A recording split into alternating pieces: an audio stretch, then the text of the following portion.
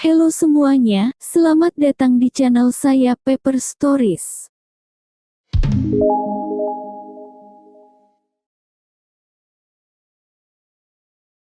Selalu kenali dan pahami apa yang Anda lakukan dalam berinvestasi supaya kita bisa berhati-hati dalam setiap tindakan. Dalam kesempatan ini, saya akan membahas tentang seorang penipu ulung dan skema Ponzi-nya yang dikenal hingga saat ini. Skema Ponzi adalah modus investasi palsu yang membayarkan keuntungan kepada investor dari uang mereka sendiri atau uang yang dibayarkan oleh investor berikutnya. Skema Ponzi biasanya membujuk investor baru dengan menawarkan keuntungan yang lebih tinggi dibandingkan investasi lain dalam jangka pendek dengan tingkat pengembalian yang terlalu tinggi atau luar biasa konsisten. Kelangsungan dari pengembalian yang tinggi tersebut membutuhkan aliran yang terus meningkat dari uang yang didapat dari investor baru untuk menjaga skema ini terus berjalan. Kita mulai dari perjalanan hidup Charles Ponzi. Charles Ponzi yang juga dikenal dengan nama Carlo Ponzi memiliki nama lahir Carlo Pietro Giovanni Guglielmo Tebaldo Ponzi. Ia lahir pada tanggal 3 Maret tahun 1882 di sebuah kota kecil bernama Lugo di Italia. Ia yang terlahir di keluarga sederhana dan serba kekurangan dan telah membentuk jiwa atau pemikiran Ponzi untuk bisa gesit melihat peluang yang mampu menghasilkan uang.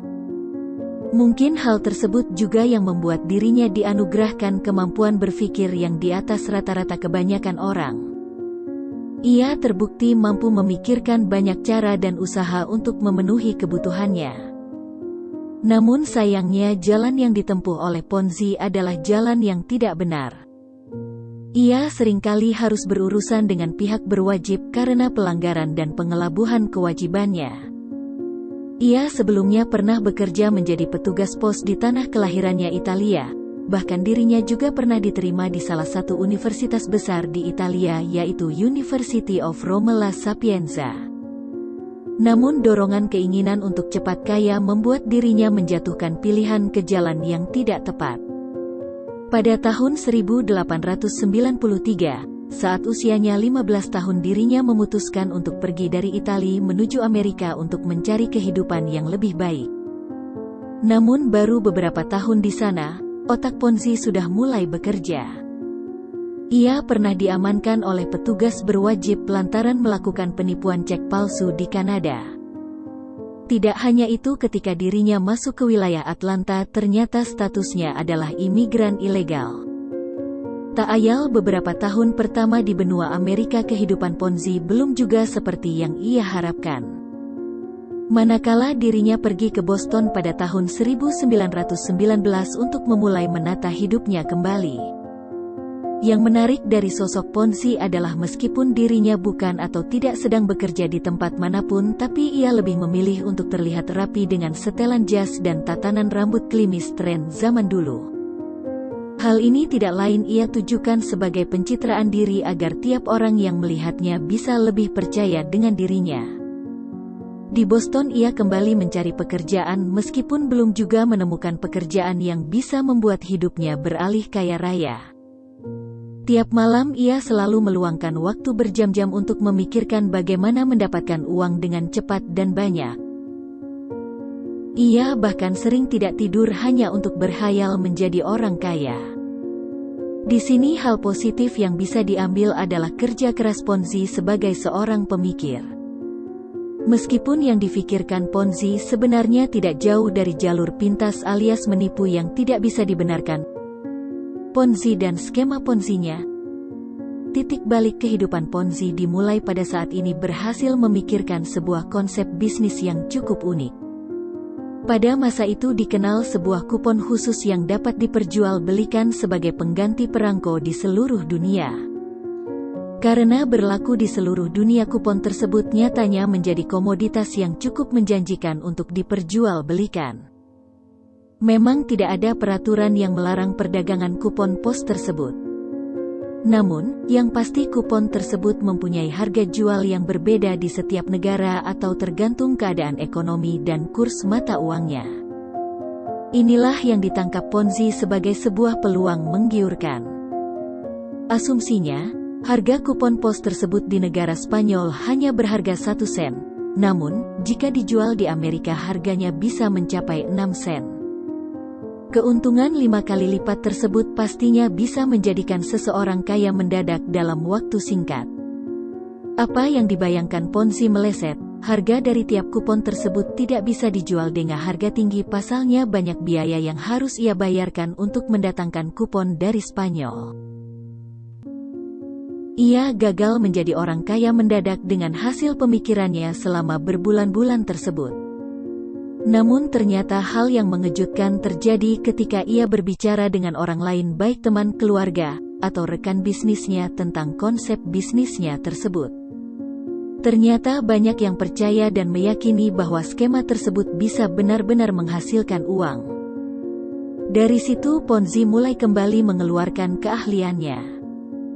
Ia yang memang lihai berbicara, kian gencar memaparkan konsep bisnis tersebut. Dan dengan dalih masih ada potensi pengembangan usaha, ia kemudian menawarkan konsep investasi kepada orang yang mau mendapatkan keuntungan berlipat dalam waktu singkat.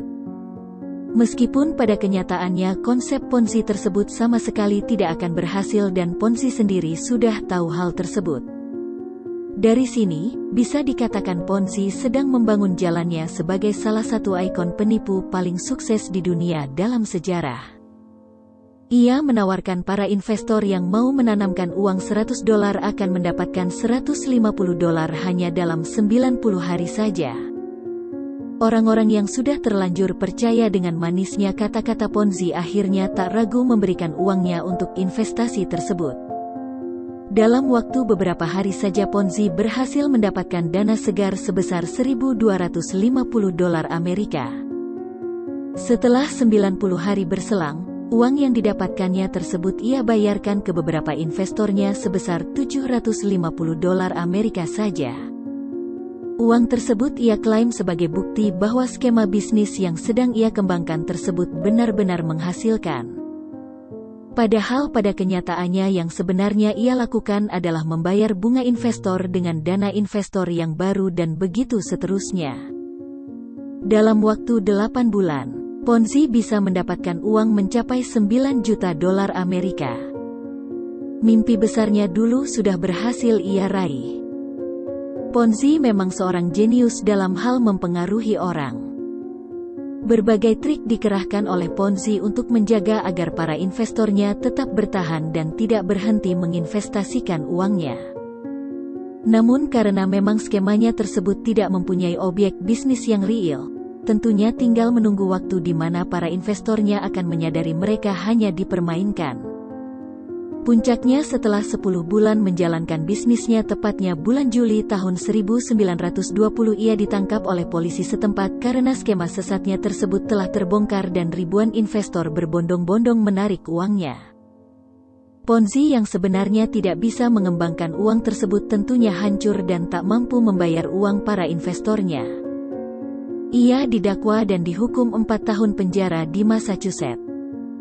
Bahkan rekannya yang juga salah satu pegawainya, William McMaster, menyebut bahwa Ponzi adalah seorang idiot finansial yang bahkan tidak bisa berhitung.